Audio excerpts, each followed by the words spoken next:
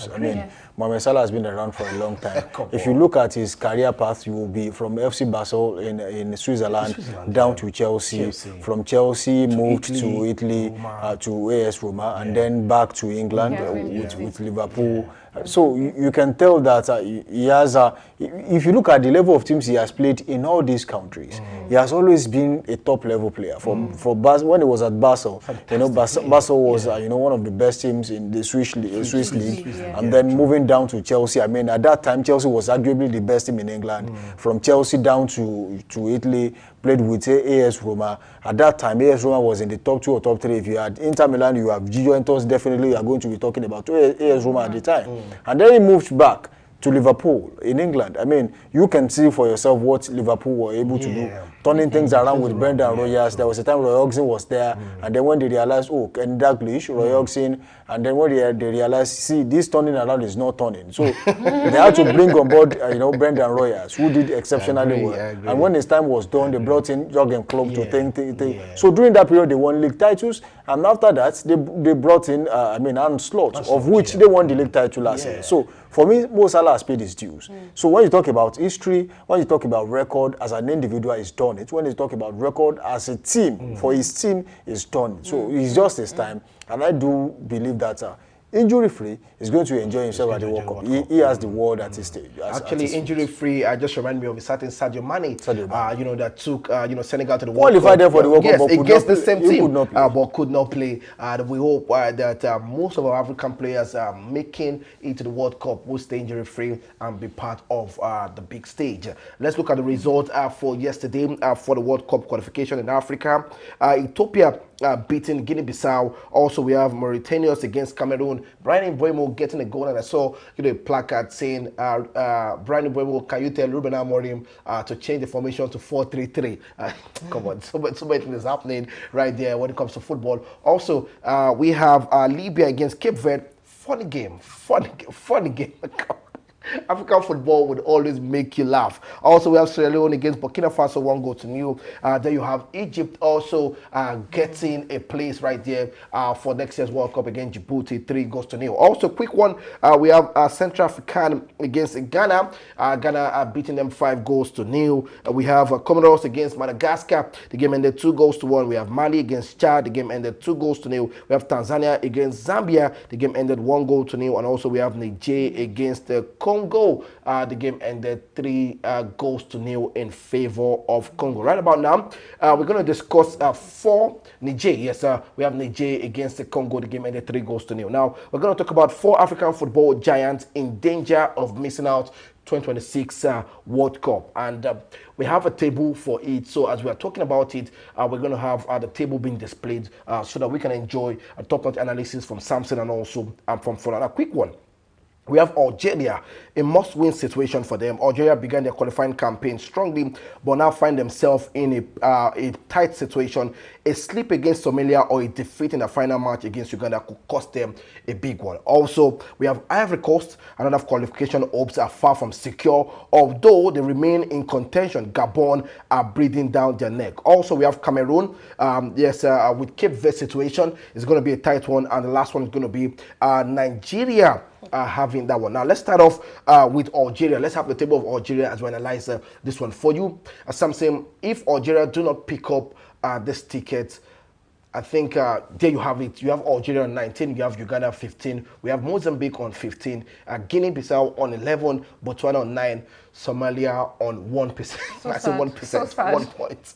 But right now, Algeria are going to face Somalia, and I'm sure getting a victory against Somalia will grant them the tickets to the World Cup. Well, for Algeria, they are not in danger. I mean, their faith is in their hand. Okay. All they have to do is to beat the weakest team in the league, which is Somalia. I agree, which is weak. And I think it is 100%. If I'm not mistaken, it is 100% certain, unless there's a problem with the Algerian team or they are not really interested in playing. I agree. Because if you look at the quality of players they parade, I mean, it's just an attestation to the fact that they have been able to be, consistently at the top of that log, even though it has been challenging changing, but most definitely they are there on 19 points. Uganda is the closest on 15 points, and that's where they are worried that they cannot afford to slip up at this time. They just need to win against Somalia, and then that will be all. So they need to create a distance. Once they win that game, it will be technically impossible for Uganda to get close to them on the log. So I mean that's the best they can do right now. And of all the teams that could miss out on the qualification, I don't think Algeria is one of them. Okay. The only thing is that Uganda is moving closer and closer to be one of the best teams to qualify for the playoff. Yes, they are on 15 points. 15 points, even more points than the Super Eagles of Nigeria. So that tells you how close they are. All right, let's move on to the next one. That's going to be Cameroon. And for you, Cameroon also very dicey for them because Cape Verde also are actually, on pole position also to qualify. So it's going to be Cameroon on second best placed team if they don't make it as the first place there. There you have Cameroon. Cape Verde on 20 with a draw yesterday. If they had won that one, Cape Verde would also be qualified already yesterday. But we have Cameroon on 18. We have Libya, we have Angola, we have Mauritania, and we have S20. But for you, how do you see this Group D pan out? Who's going to hedge out for qualification in this group? You know, in football, we cannot be saying, okay, these particular ones will be the ones to hedge out because football is no more, okay, my country. If we say Cameroon, we already know Cameroon will win. But, you know, with the way Cape Verde has, you know, they showed that they are trying to work on their football team. So this is not, we cannot say, okay, Cameroon, it's already done, it's done for them. It's not even done for them currently. It's not. Because Cameroon, Cape Verde, all these countries are working on themselves compared to Nigeria anyway. But I'm hoping for Cameroon. I'm hoping that Cameroon will be able to, you know, come and show themselves. I don't see something. I don't see Cameroon, coming out of this group. I still believe Cape Verde still stand a chance. If anybody stand a chance of qualification, it's going to be Cape Verde from this group. You see, I am quite optimistic that Cape Verde, they are long gone. Cameroon is just playing the chasing game. Because if you look at Cape Verde, if they could gather 20 points in a group where Cameroon is, and as it stands, Cameroon is on 18 points, 2 points behind Cape Verde. I don't think they will do anything funny by losing. By losing any of their games. The best that could happen to them in the next game is a draw, which still puts them ahead of. Unless there's the goal difference, it really does not work for them. But I don't think they are even going to draw. I think they are going to win because they are going to put in all their heart to make sure they qualify. I mean, they have done it up till this stage. It's just a matter of time just for them to push on and then, get across the line. That's all that matters. If you have a team like Angola in that team, and Cape Verde is in that position, it shows the quality in that team as you speak. They might get to the World Cup and get beaten, maybe they become the whipping boys in their group.